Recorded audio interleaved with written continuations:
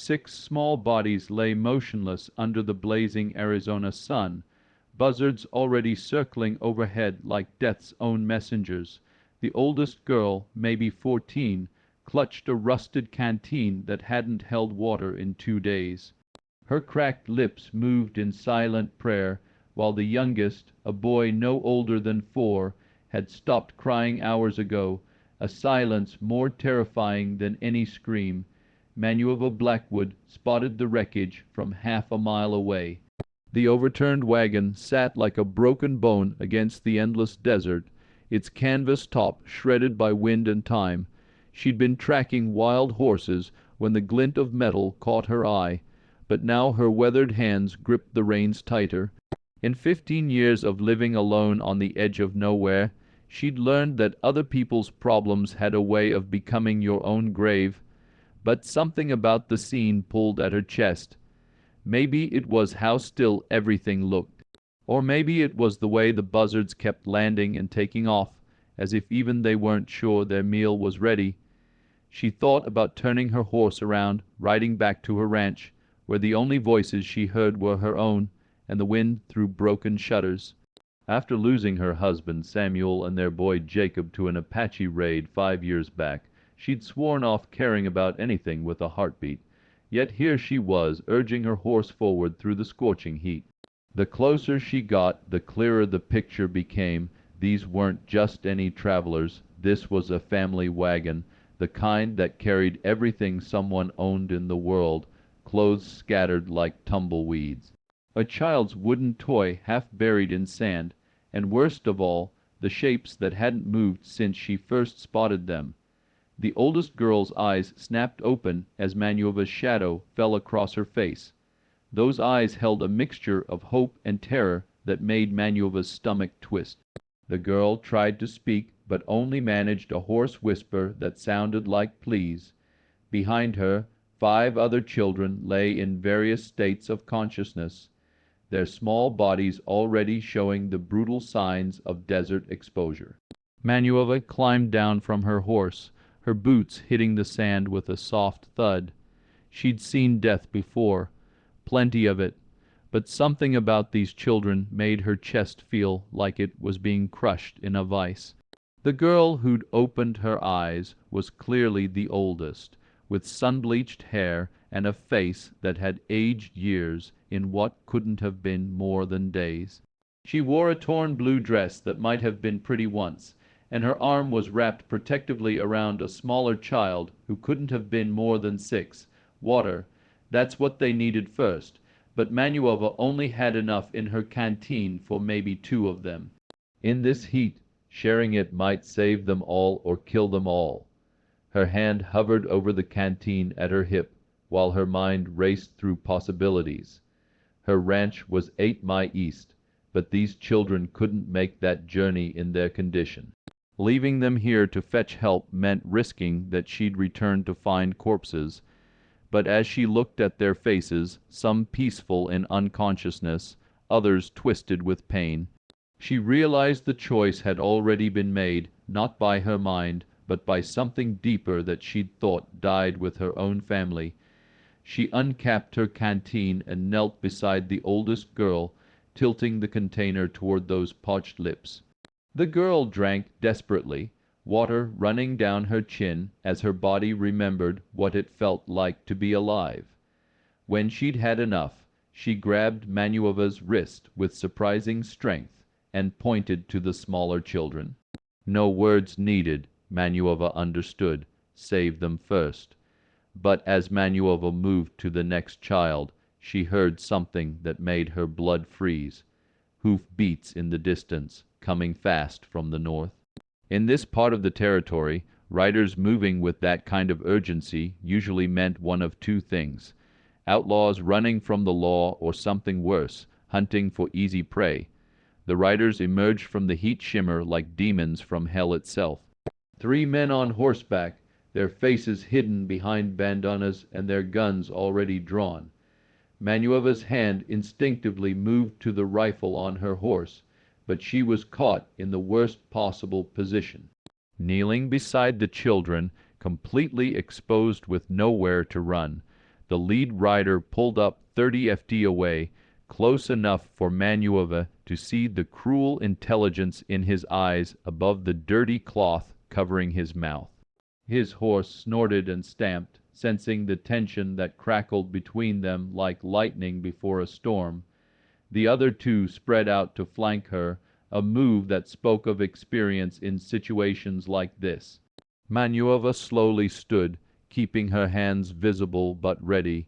She'd survived this long and hostile territory by reading men like weather patterns, and everything about these three screamed danger. The way they sat their horses, the casual confidence of their gun hands, the fact that they'd approached a lone woman in the desert without hesitation. None of it pointed to anything good. The leader spoke first, his voice rough as sandpaper. "Well, well, what do we have here? A regular angel of mercy, it looks like." His eyes moved from Manueva to the children scattered around the wagon wreckage, and his tone shifted to something that made her skin crawl.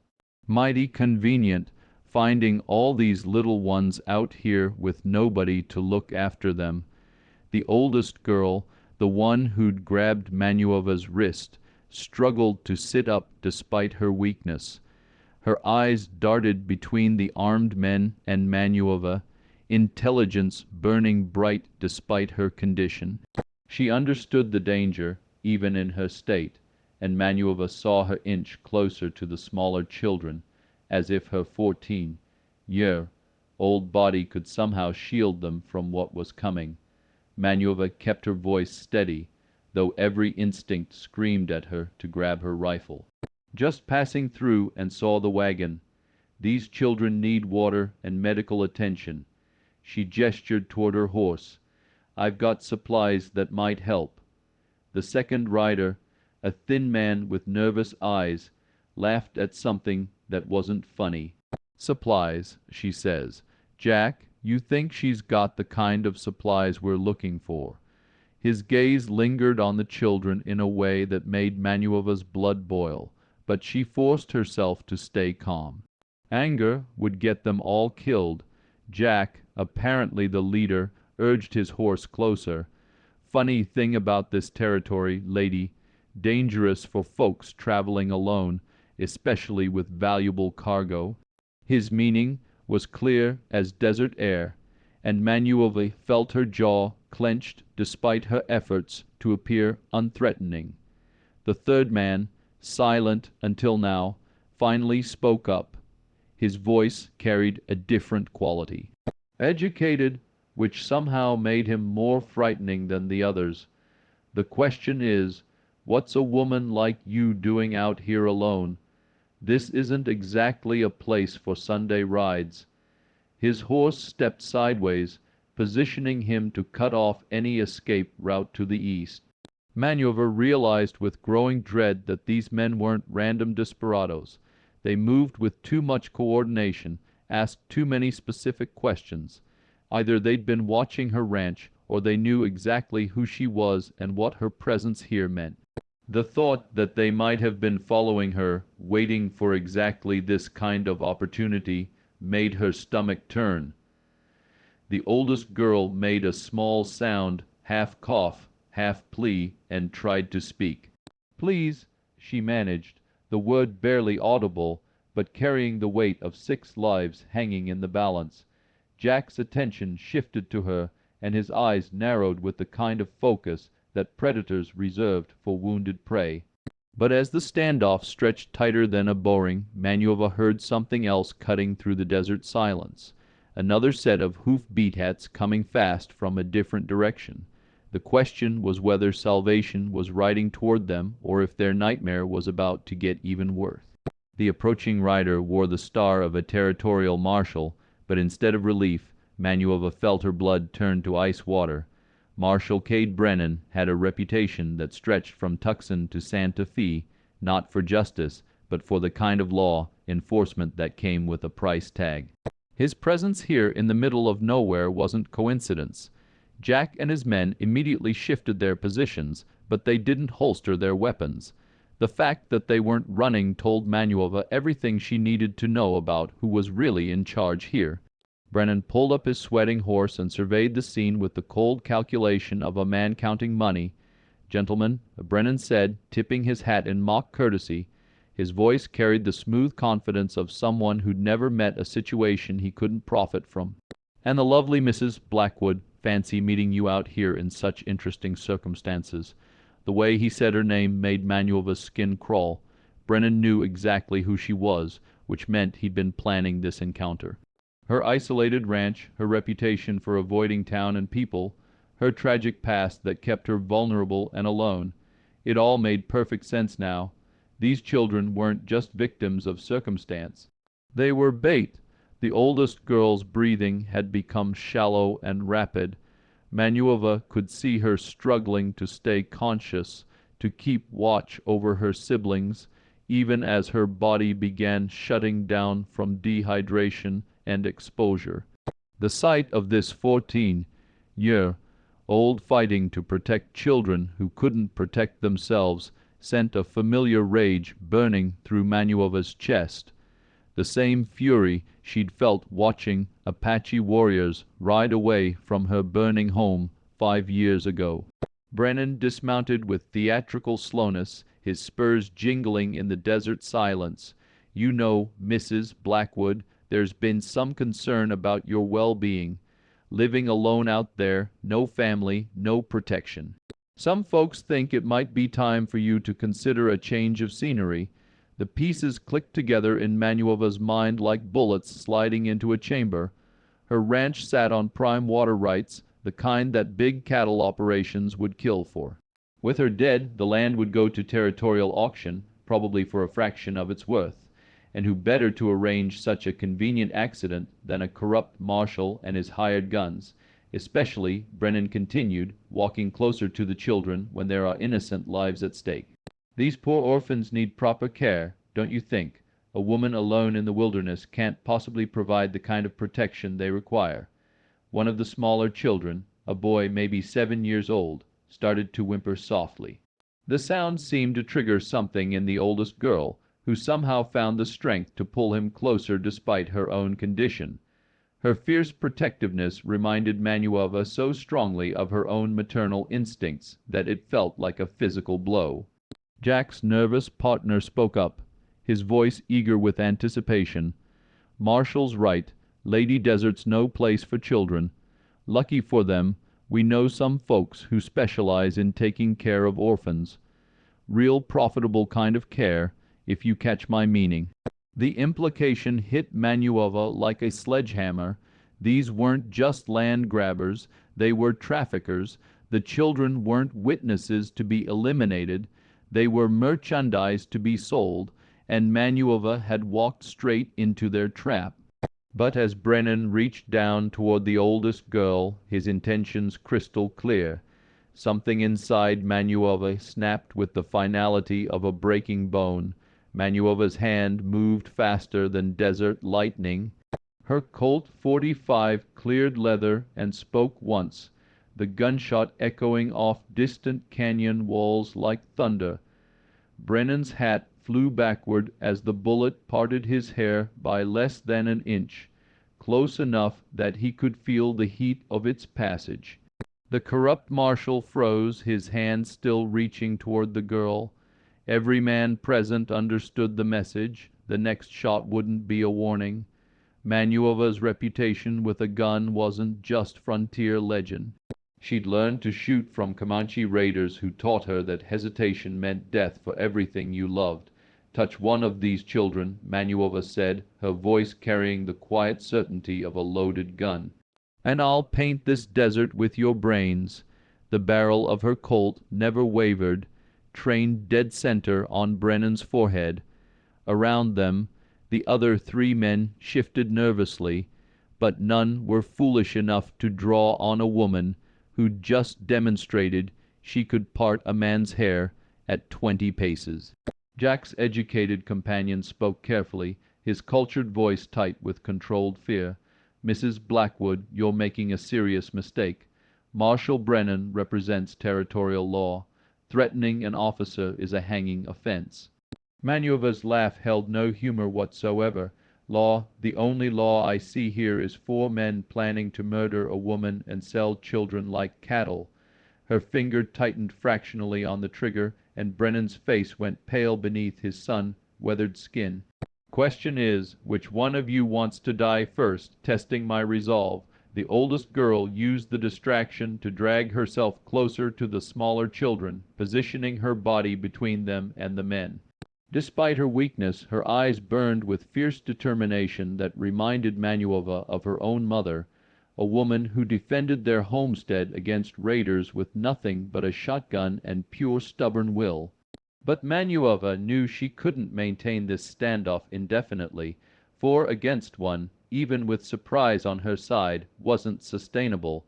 Her horse stood 20 feet away with her rifle, but reaching it meant exposing her back to armed men who'd already proven they had no moral boundaries. The children needed immediate medical attention, but every second this confrontation continued was a second closer to someone making a fatal mistake. If you were Manuova, what would you do? Trust that her reputation would make these men back down, and risk them calling her bluff or start shooting, and guarantee a gunfight with 6 dying children caught in the crossfire? Tell me in the comments.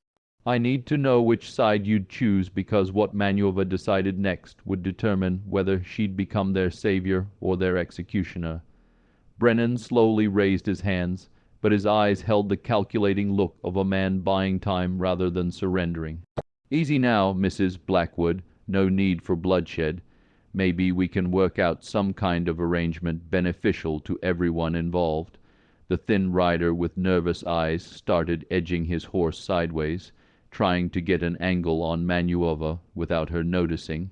But she'd been watching for exactly that kind of movement, and her peripheral vision caught his subtle repositioning. In the desert, survival meant noticing every shadow, every shift in the landscape, every detail that didn't belong. The arrangement is simple, Manuova replied, tracking the nervous rider's movement without taking her primary aim off Brennan. You 4 ride out of here and never come back. I take these children to safety, and we all pretend this conversation never happened. The youngest child, the 4-year old boy who'd stopped crying hours ago, suddenly made a small sound and went completely limp. His tiny body wasn't moving anymore, and the oldest girl's face crumpled as she realized what was happening. Time was running out faster than water through sand, and every second spent in this standoff was a second these children didn't have. But as Manuova felt the weight of impossible choices crushing down on her shoulders, she heard a sound that changed everything. The distinctive whistle of an Apache war cry coming from the rocks above them. The Apache war cry cut through the desert air like a blade, instantly transforming enemies into reluctant allies. 5 warriors emerged from behind rock formations where they'd been watching the confrontation unfold, their faces painted for war and their weapons ready for blood. In the brutal mathematics of frontier survival, Apache raiders trumped corrupt lawmen and land grabbers every time. Brennan's face went from pale to ashen gray. "Sweet Jesus," he whispered, his hand moving instinctively toward his gun before remembering that Manuova's Colt was still trained on his skull. The nervous rider's horse started dancing sideways. Sensing its rider's terror, while Jack cursed under his breath and looked frantically for escape routes that didn't exist, Manuova's mind raced through possibilities, all of them bad. The Apache had probably been tracking Brennan's group, waiting for the right moment to strike. Her presence here with dying children just made the situation more complicated and more dangerous. Apache warriors didn't typically take prisoners, especially not when they outnumbered their enemies and held the high ground. The oldest girl somehow found enough strength to speak, her voice barely a whisper, but carrying desperate urgency. "Please, the little ones." She was looking directly at Manuova, trusting her to make the right choice. Even as death approached from multiple directions, the weight of that trust felt heavier than mountains. The lead Apache warrior, a man with scars across his chest that spoke of many battles, survived, raised his rifle and shouted something in his native language. Whatever he said made his companions spread out along the ridge, positioning themselves to create a killing field with no escape. These weren't young hotheads looking for glory. These were experienced fighters who understood exactly how to eliminate threats efficiently. Brennan tried to project authority, even with his voice shaking. "I'm a territorial marshal. Attacking me is an act of war against the United States government." The Apache warrior's response was a laugh that held no warmth whatsoever, followed by words in English that were perfectly clear. "Your government means nothing in our land, Tin Star Man. The foe."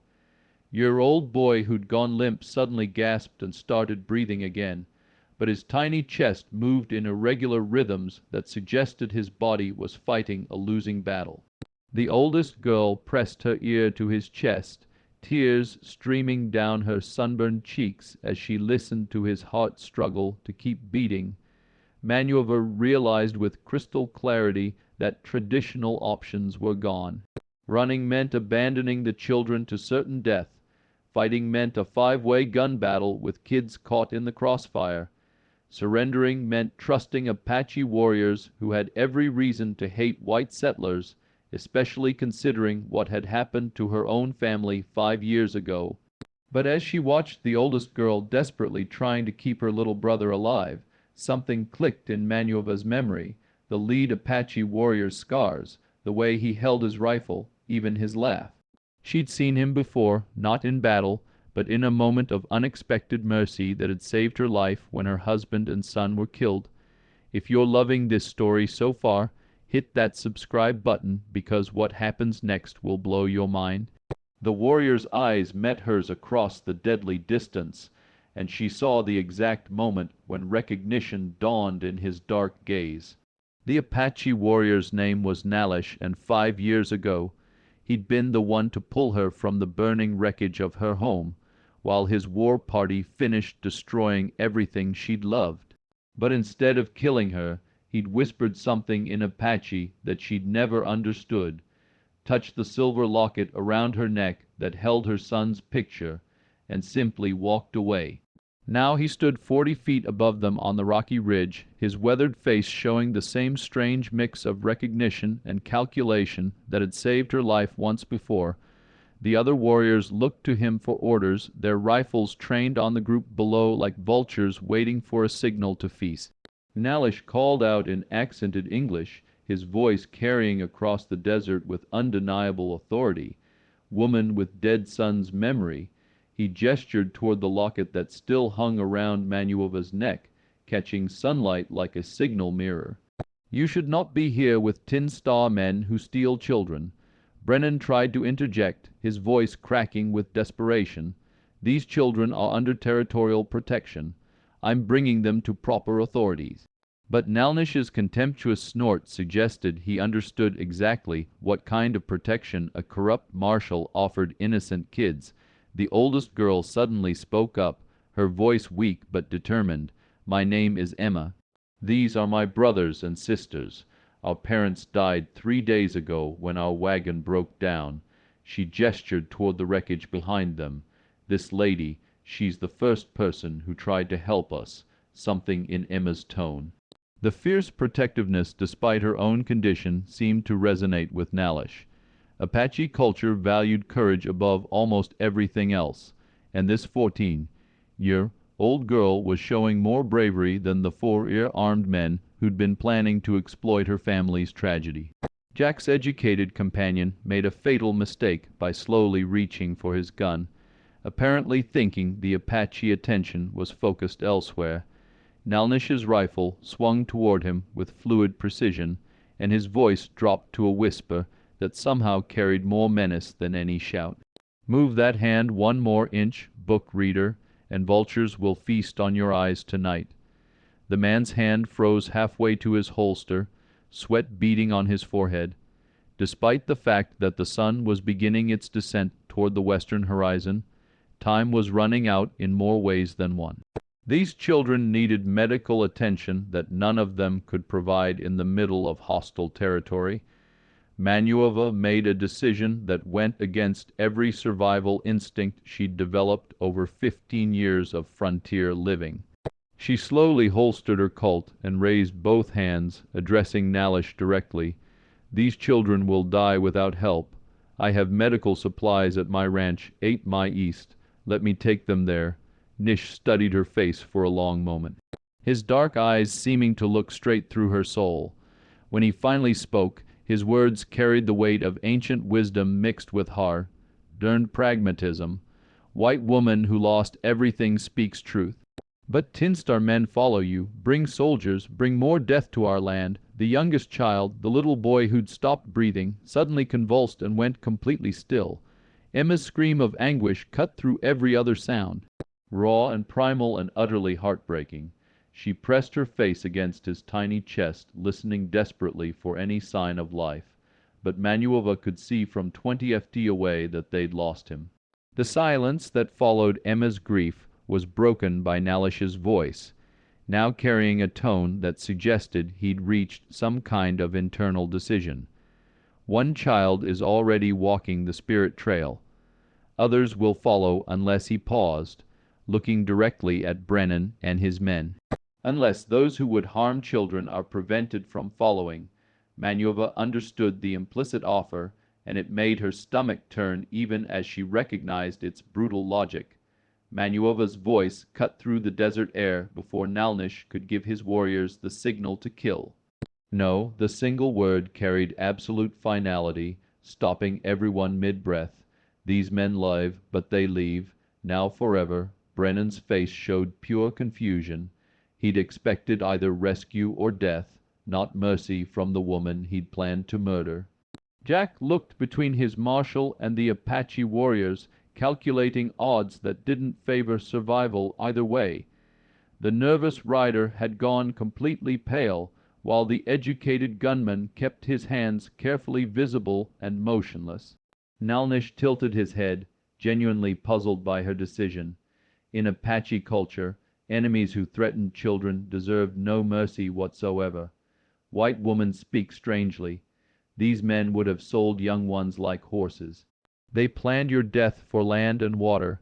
Why do they deserve breath in their lungs? Emma looked up from her dead brother's body, her face streaked with tears and desert dust. "Because she's not like them," she whispered, somehow understanding Manuova's choice even through her grief. "She's not like them at all." Manuova kept her eyes on Nalnish, knowing that the next few seconds would determine whether justice or vengeance ruled this moment. "Killing them makes us no better than they are. Send them away broken and empty-handed. That's punishment enough for cowards who prey on children." Brennan tried to speak, probably to negotiate or threaten, but Nish silenced him with a gesture that suggested speaking would be the last mistake he ever made. The Apache leader studied Manuova's face for a long moment, then nodded slowly. "Woman with dead son's memory chooses mercy over blood. This speaks well of her heart, but poorly of her wisdom." The second youngest child, a girl maybe 6 years old, started making soft whimpering sounds that indicated she was slipping away as surely as her little brother had. Time was bleeding away like water through cracked clay, and every second spent on moral debates was a second closer to losing another innocent life. Nalnish made his decision with the swift certainty of a man accustomed to leadership. He barked orders in Apache to his warriors, who reluctantly lowered their rifles but kept them ready. Then he switched back to English, addressing Brennan and his men with contempt that could have melted steel. "Tinstar man and dog followers, you have choice. Ride north toward Mexico and never return to this territory, or stay here and feed ravens. Choose now, while woman with mercy still protects your worthless lives." Brennan's hands shook as he gathered his reins, his authority crumbling like sand and wind. Jack and the others needed no further encouragement. They spurred their horses northward so fast that dust clouds marked their retreat long after they disappeared beyond the horizon. But as the sound of hoof-beat hats faded into silence, Emma's voice rose in panic. "She's not breathing. Sarah's not breathing. The 6-year-old had gone completely limp in her sister's arms, and Manuova realized with horror that mercy had cost them precious seconds they couldn't afford to lose. Nalnish was already moving down from the ridge, his warriors following, but whether they came as allies or executioners remained terrifyingly unclear. Nalnish reached the 6-year-old girl before Manuova could move, his scarred hands surprisingly gentle as he pressed his ear to the child's chest. After a moment that felt like eternity, he looked up with grim determination. "Heart still beats, but barely. She needs water, shade, and medicine we do not carry." Without hesitation, he lifted Sarah into his arms and called out something in Apache. Two of his warriors immediately began constructing a makeshift stretcher from their spears and a blanket, moving with efficiency that spoke of battlefield experience. These men might be raiders, but they understood how to save lives as well as take them.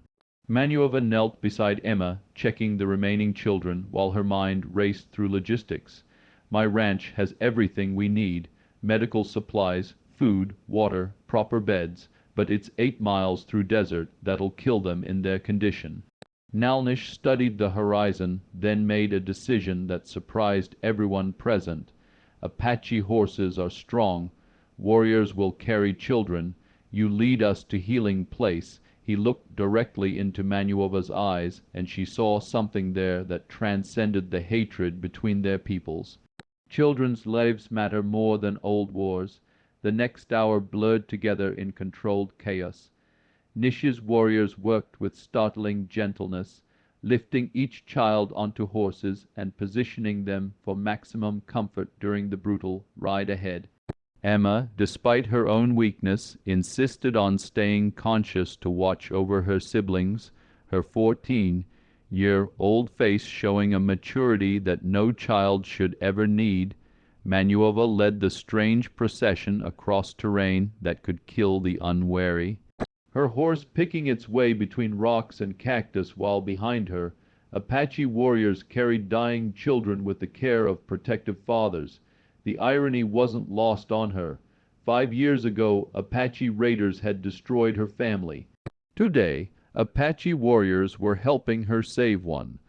By the time they reached Manuova's ranch, the sun hung low on the western horizon, painting the sky in shades of red that matched the blood she'd been trying to prevent. Her modest house looked impossibly small to shelter so many people, but Nalnish's warriors immediately began the work of transformation, turning her front room into a makeshift medical station. Sarah was the worst, unconscious and burning with fever that spoke of serious dehydration. But as Manuova worked with herbs and clean water, Emma holding her sister's hand while Nish translated medical instructions to his warriors, something unexpected happened. The little girl's eyes fluttered open, focused on Emma's face, and whispered a single word, "Sister." It took 3 more hours, working by lamp light as the desert night settled around them, but gradually each child stabilized, color returned to their faces. Breathing became regular, and most importantly, hope replaced the desperate fear that had marked their near-death experience in the wilderness. Emma was the last to allow herself rest, finally collapsing into sleep, only when convinced that all her siblings would survive the night. As Manuova tucked a blanket around the exhausted teenager, she felt something she hadn't experienced in 5 years. The fierce, protective love of a mother watching over children. Nalnish approached quietly, his warriors already preparing to leave, woman with dead son's memory. He said softly, "You have new children now, guard them well." He paused at the door, looking back one final time. "Old debts are finished. New friendship begins here." As the Apache warriors disappeared into the night, Manuova stood watching over 6 sleeping children who'd become her responsibility, her family, her chance at redemption. Tomorrow would bring new challenges, legal questions about custody, the need to expand her home, the complex task of healing hearts as well as bodies. But tonight, in the gentle breathing of children who would live to see another sunrise, she heard something that had been missing from her life for far too long.